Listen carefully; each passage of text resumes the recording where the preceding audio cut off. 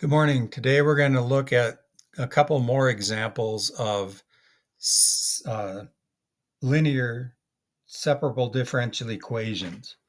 This is in section 7.2 again. First is we're going to look at what's called uninhibited growth and decay. And so there are situations in science, nature, and economics, such as radioactive decay, population growth, and interest paid on an investment, in which a quantity A varies with time t in such a way that the rate of change of A with respect to t is proportional to A itself. The rate at which the population or the amount grows is proportional to however much we started with. These situations can be modeled by the differential equation dA dt equals k times A. And if k is greater than 0, then this rate is positive, and so it's a growth model. If k is negative, this value is the rate of change is negative, so the amount we're having is decreasing. Okay, so suppose the rate of change of a quantity A is proportional to A. If the initial amount A0 of the quantity is known, then we have an initial condition A equals A0, which equals A sub 0 when t equals 0. We solve the differential equation by separating the variables. And I'm going to actually do that on paper here, just so you can see it being done.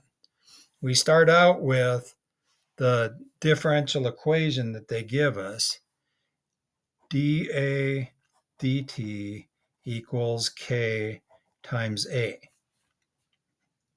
What we do is separate the variables. We want to get all the A's over here and anything else over there. So I'm going to divide by A and multiply by dt. So now I got one set of variables here and a different set over here. We integrate then.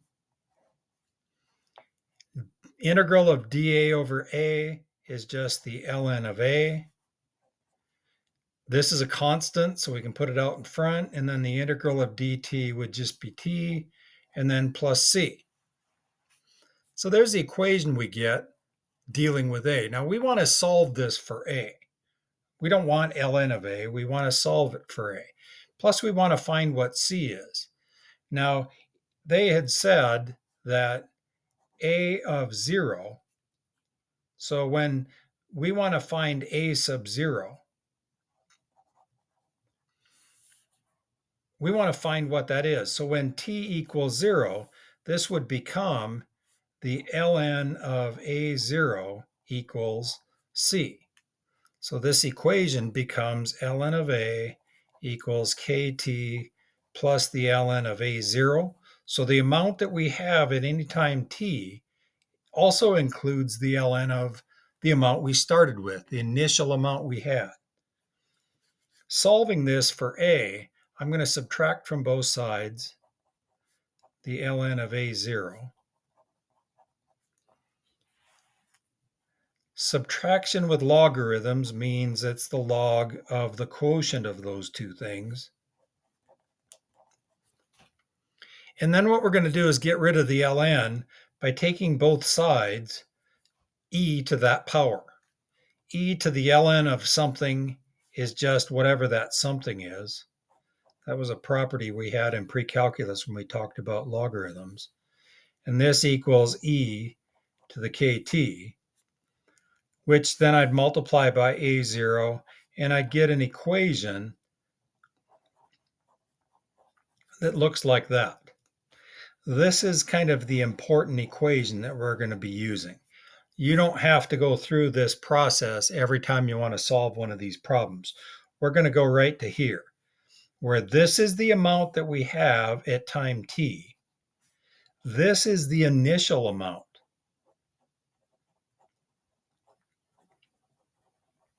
Or population or whatever it is. That's how much we had to start with. This is the amount after time t. Oops. And this is the time up here. This is called the growth or decay constant. Again, if K is positive, this is growth. K greater than 0, this represents growth. And the graph of that kind of goes like that. If K was less than 0, then it is decay, and the graph of it kind of goes like that. It decays like that. So let's take a look at a problem here that deals with this. And we're going to use this equation right here. So here's the problem that we could deal with. Assume that a colony of bacteria grows at a rate proportional to the number of bacteria present. Notice it uses the word proportional in here. That gives a clue that this is uninhibited growth. The population of the colony doubles in 5 hours. How long does it take for the population of the colony to triple?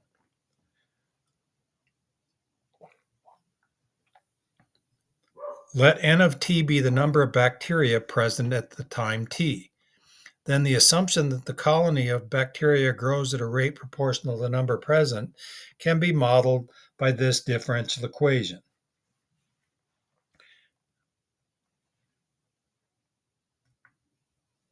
Get it back in focus. Where k is a positive constant of proportionality. This differential equation is of form 4. It's that form that I talked about right here. dA dt equals some constant times a. It's proportional to its amount that we have. And so what we can do then is we can take this equation that we had right here and apply it to this problem. Whether you use A's or N's or anything else, it really makes no difference. So what they did is they said, well, I'm going to let this be n of t, the number that I have at time t is the original amount, e to the kt. And so there's the equation that we're going to use. It comes right directly from here again. Then you look at the problem, and it said the information we have is the population of the colony doubles in 5 hours. So we have some information about what happens in 5 hours. The population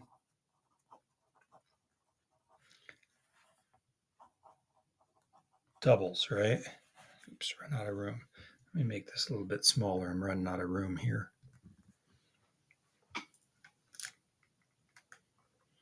Okay. So what we're going to say then is at time 5, n of 5 is n0 e to the 5k. And what we know is the amount that we started with, in 5 hours, we're going to have twice that. So n of 5 is going to be 2 times this because the population doubled. This is what we started with. If it doubles, this becomes twice as big as that. 2n sub 0 is going to equal n0 e to the 5k. Most of the time with these problems, you're going to start out like this problem now. I can divide both sides by n0, and I get that 2 equals e to the 5k. I can solve this equation for k now. This is the only variable I have left in it. We solve a problem like this by using logarithms. I can say the ln of 2 is equal to the ln of e to the 5k. One of the properties of logarithms then is I can put that out in front. The ln of 2 is equal to 5k, the ln of e. And if you recall, the ln of e is equal to 1. So that leads to that k is equal to the ln of 2 over 5. And you can take your calculator and figure out what that equals. Okay. Now what we can do then is now we can go back to this equation, and I'm going to put that on another sheet of paper. I can say then that n of t is equal to N0 E, and K is the ln of 2 over 5 times T. Here's an equation that models that problem. And what we can say then is now the question that they were trying to answer was given that it doubled in 5 hours. We went back to the problem and looked. It says, how long, the question we really want to answer is, how long does it take for the population of the colony to triple? Okay, so if you think about that in terms of here, this is how much we started with. If we wanted it to triple, this would be 3 times as big as that. So this would be 3n0 is n0 e to the ln of 2 over 5t. Remember that this is just a number. You can put that in your calculator. The n zeros cancel out again, and I get that 3 equals e to the ln of 2 over 5t. And again, you're going to use logarithms. So it'd be the ln of 3 is equal to the ln of e to the ln of 2 over 5t. This I can put out in front like that. So the ln of 3 is equal to the ln of 2 over 5t, the ln of e, and again, that's 1. So to solve for t is going to equal the ln of 3 divided by the ln of 2 over 5. And when you go to put that in your calculator, just be careful and make sure you put parentheses around that. This is really the time. And when you answer these problems, the time was given in the original problem in terms of hours, right? So that's what this is going to be, and you want to label it as that. So you could write the answer as, that's the answer right there. Okay. Which, if you put that in your calculator, this actually comes out to be about 8 hours. So it would take about 8 hours in order for the population to triple. Okay. All right. The same type of problem works for radioactive type questions. For a radioactive substance, the rate of decay is proportional to the amount of substance present at a time given. So it follows that same differential equation.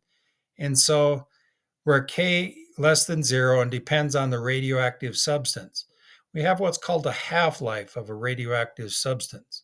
It's the time required for half of the substance to decay. And carbon dating is an example of where this is used. And so solving a differential equation for uninhibited growth. The skull of an animal found in an archaeological dig contains 20% of the original amount of carbon-14. And the half-life of carbon-14 is 5,730 years.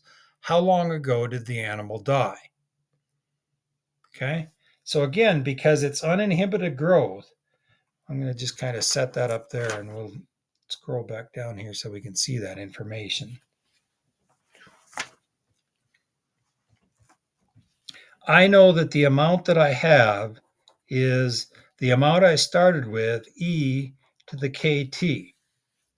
That's the equation we're going to use because it's uninhibited growth. Now, where we're going to start is we know that the half-life of carbon-14 is 5,730 years. Okay. And so that's when the amount that we started, the amount we have left, is half of what we started with. So again, you're just going to put in, this is half of what we started with, and that's A0E to the K times 5,730. Now we can solve this again. A zeros cancel out. Now we can find out what the decay constant is in this case because it's decaying. And so 1/2 is going to equal e to the 5,730k. Take the log of both sides. Log of 1/2 equals the ln of e to 5730K. Put that out in front. The ln of, move this up here, the ln of 1/2 equals 5730K. The ln of E, again, that's 1. So K is going to equal the ln of 1/2 over 5730, which again, if you took your calculator, let me get my calculator out.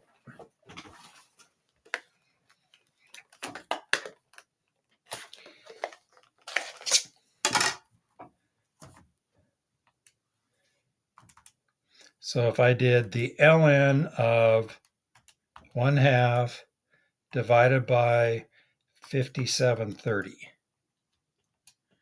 I get the K is about a negative 1.209 times 10 to the negative 4. That's what that means.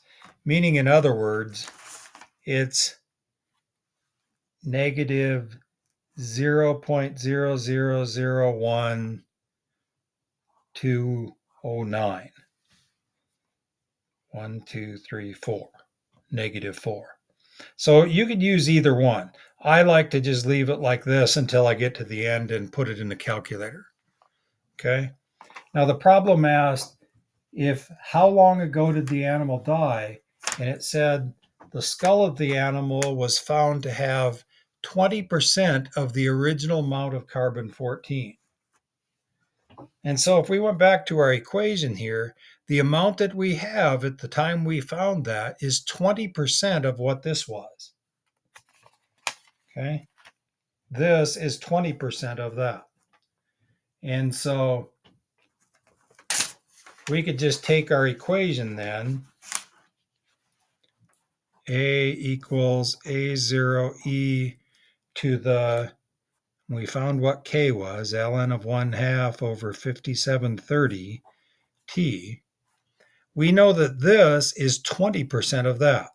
So 0.20 A0 equals A0E to the ln of 1/2 over 5730 T. Divide out the A zeros, take the log of both sides. Becomes a pretty normal procedure to do this. Is E is the ln of E to the ln of 1/2 over 5730T. The ln of 0.20 equals the ln of 1/2 over 5730T, the ln of E, and that's 1 again. So I want to solve this for T. So T is going to equal the ln of 0.20 divided by this, the ln of 1/2 over 5730. Or when you divide by a fraction, that would be 5730, the ln of 0.2 over the ln of 1/2. And then you just take your calculator, and we're going to figure out what that equals.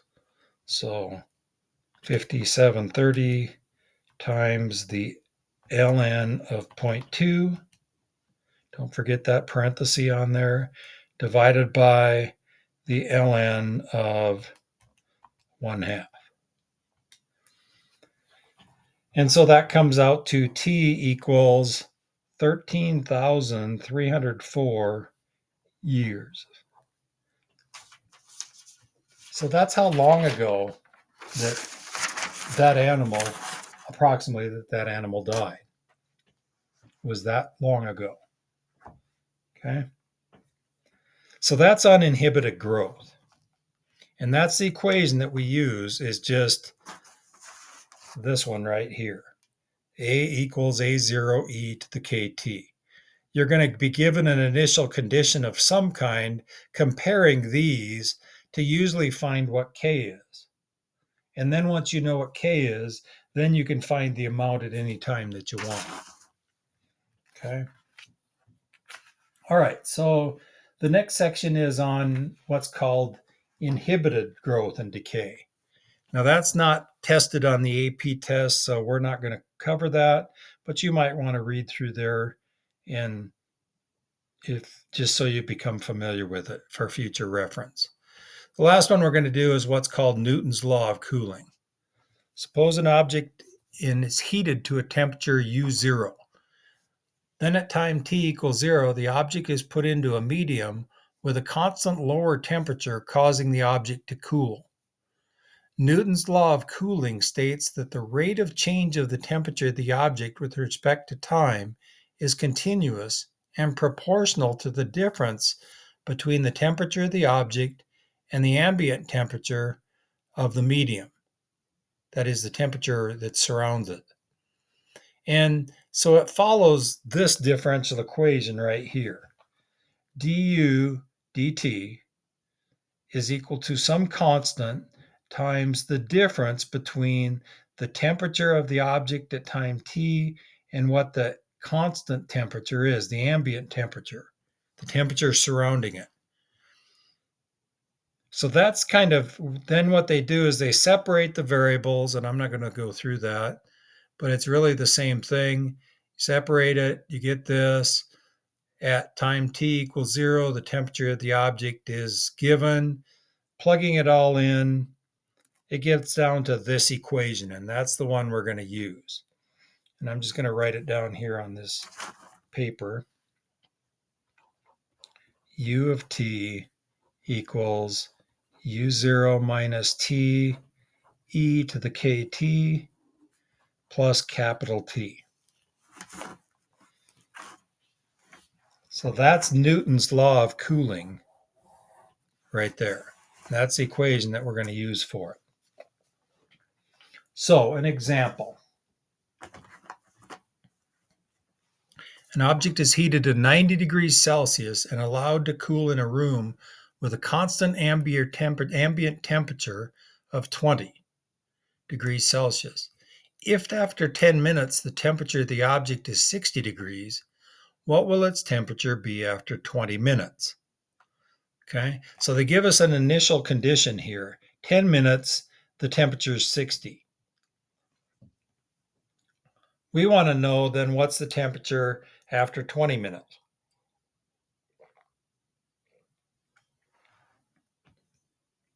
So we got to go through and kind of figure out from this. This is the temperature at any time t. U0 is the initial temperature, and that's what the 90 degrees is. So I can say from that U sub 0 equals 90 degrees. The ambient temperature, again, that's what we're trying to find in here. This T right here is the ambient temperature of the room. Oops. Get it back in focus here.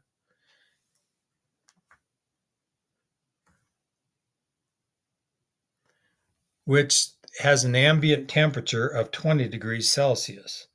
So we know that our capital T is 20 degrees Celsius. Okay. What else do we know? If after 10 minutes the temperature of the object is 60 degrees. So if we go back and we look at our equation up here, this equation right here, I know that after 10 minutes, this temperature, U of t, is U of 10 is equal to 60 degrees Celsius. So from that, I can put in what I know. 60, that's U of 10, equals U0, which was 90, minus the ambient temperature, which was 20, e to the, we don't know what k is, but we know that that was 10 plus 20. And now what we can do is we can go through and solve this for k. Well, 90 minus 20 is 70. So I'm going to minus this 20 over. 40 is going to equal 70e to the 10k. Divide by 70. So I'll divide 10 out. So this is 4/7 equals e to the 10k. And now what I can do is take the ln of that.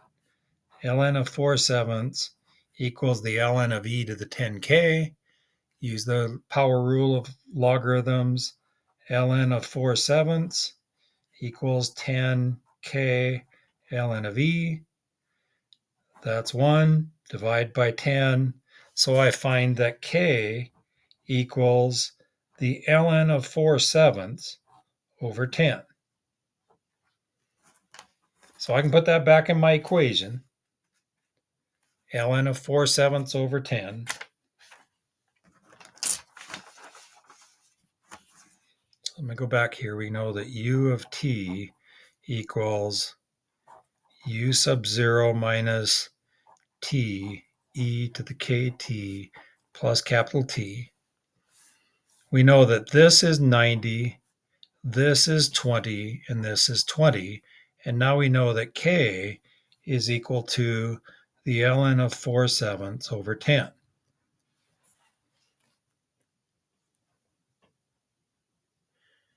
Now we want to know, what will the temperature be after 20 minutes?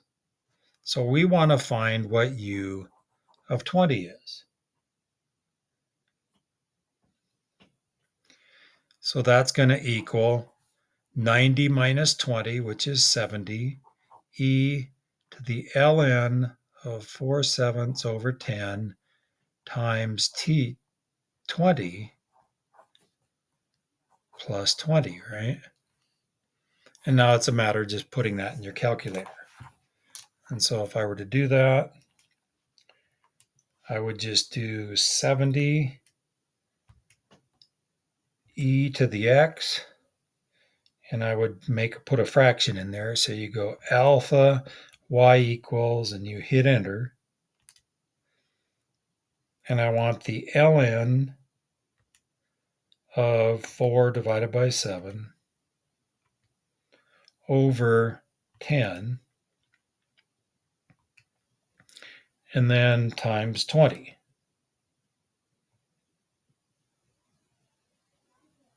And so that's this part right here. So I hit enter, and then I add 20 to it. And so it'd be about 42.9 degrees.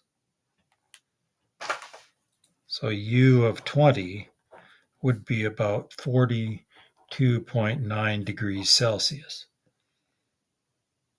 Okay. And so after cooling for 20 minutes, the temperature would be 42.9 degrees. That's how Newton's law of cooling works. And it really, again, is just this equation. U of t is equal to u of 0 minus t e to the kt plus capital T, where this is the initial temperature. Capital T is the ambient temperature, the air around it. And that's what that is. And then this is the amount that the temperature after time t. And that's what this is.